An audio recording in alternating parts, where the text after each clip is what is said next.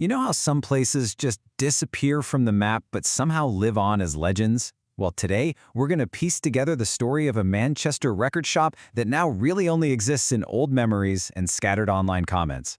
Let's go digging. We are talking about a place called Yanks Records. It was this absolute institution in Manchester's music scene back in the 70s and 80s. But see, it wasn't just a shop. For so many people, it was a total experience. I mean, this quote from an old customer pretty much says it all, right? The best basement fun in town. It wasn't slick, it wasn't glamorous, but for people who loved music, it was just pure, unfiltered joy. To really get what Yanks was all about, you first have to imagine what it was like to actually go there. Because this was not some bright, welcoming shop on the high street. Oh no, this was something else entirely. The whole thing started by heading underground. Literally. Just off the busy Oxford Road, there was an entrance that took you down these steep stairs, right into a kind of secret vinyl bunker. And everyone who remembers it paints the exact same picture. A big, damp, and freezing cold cellar. Seriously, no heat. You had to leave your bags at the counter, and then you just plunged into this chaos. The whole place was deliberately jumbled up, just packed to the absolute gills with records. This wasn't a curated boutique. This was an archive you had to excavate yourself. And this memory just adds that perfect final layer. So you've got the cold, you've got the damp, and then you get hit with the unmistakable smell of patchouli oil mixed with the sound of prog rock blasting. It just instantly puts you in a very specific time and a very specific place.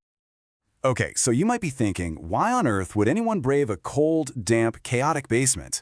Well, the answer is simple. For the treasure. The thrill of the dig was what the Yanks experience was all about.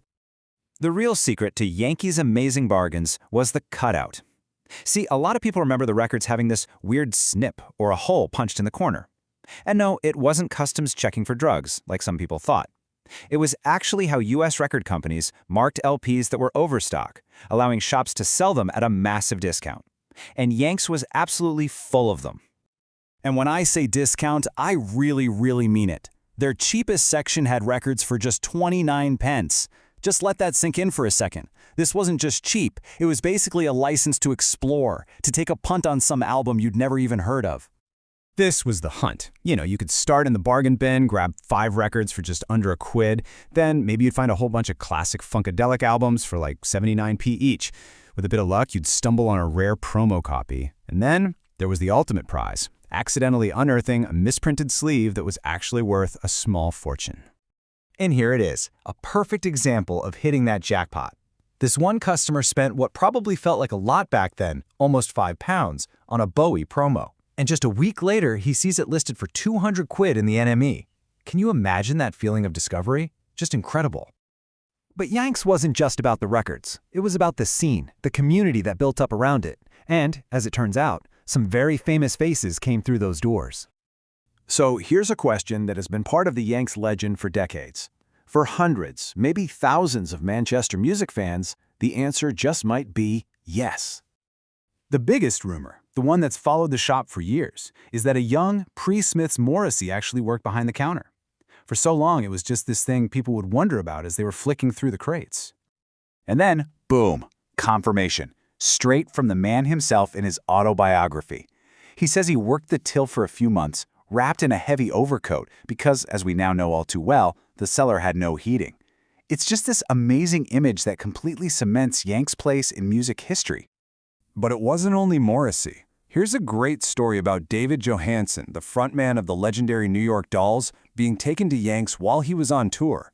And even he, a New York icon, was just blown away by the selection. It really shows you Yanks was a proper destination for musicians, not just for the fans. So the shop is long gone, but its memory is so strong. Why is it that the story of a cold, damp basement full of cheap records still resonates with us so much today? Well, here's the slightly painful reality. The exact spot where people once hunted for musical treasure, it's now a corporate gym.